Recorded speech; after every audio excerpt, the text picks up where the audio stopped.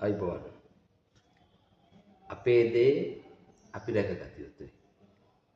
අපේ දේ අපේ පහසුකම් පෙන්වා දීමක් මේ කරන්නේ.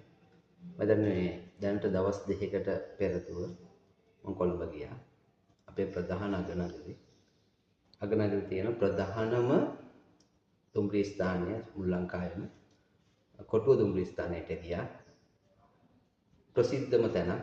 ඉතින් මගේ මූලික අවශ්‍යතාවයක් වුණා. ඒක මම කරන්නේ වචනේ භාවිතා කරන්නේ නැහැ. ඉතින් මේ මූලික අවශ්‍යතාවය හේතු කරගෙන මම ස්ටේෂන් එකේ ටිකට් අරගෙන කැසිකිලි වැසිකිලි පහසුකම් තියෙන ස්ථානයට ගියා. මිනිස්සුන්ට පාවිච්චි කරන නොහැකි ආකාරයට දුර්ගන්ධය, අපිරිසුදුභාවය, ක්‍රමවේදයක් නැතිකම මේ කරුණු තුලින් මම දැකපු දේ තමයි ඉතාමත්ම අවස්ථාවකට පත් වෙනවා. පිරිමියෙක් වශයෙන් මට නම් ඕන තැනක කරගන්න පුළුවන්. නමුත් මම ඒ එකම කාන්තාව වැසිකිලි කැසිකිලි තියෙන ස්ථානයේ කාන්තාවක් එළියට එනකොට මාත්මේ පොඩ්ඩක් ඉන්න මේකේ තත්ත්වය කොහොමද කියලා අහුවා. එතුමියත් මම හිතන්නේ අර ගම්පහ ට්‍රේන් එක නවත්තන ඒ ස්ථානේ තමයි මේක තියෙන්නේ.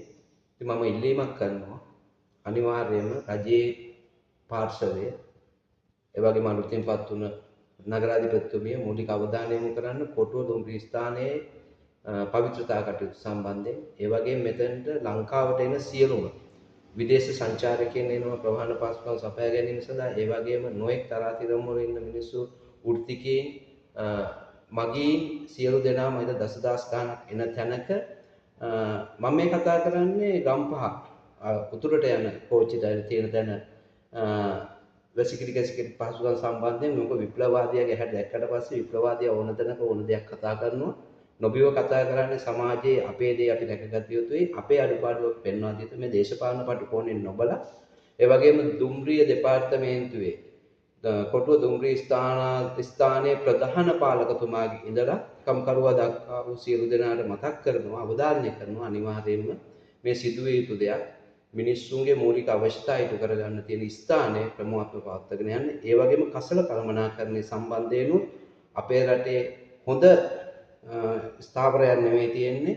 මම හිතනවා ක්ලීන් ශ්‍රී ලංකා වැඩසටහන යටතේ හෝ අලුතෙන් බිහි වූ නගර සභාවේ පරිපාලනයේ සහ දුම්රිය දෙපාර්තමේන්තුවේ ඉහළ ඉඳලා පහත දක්වා සියලුම නිලධාරීන්ගෙන් සතුන්වත් කණ්ඩායමක් කරන්න.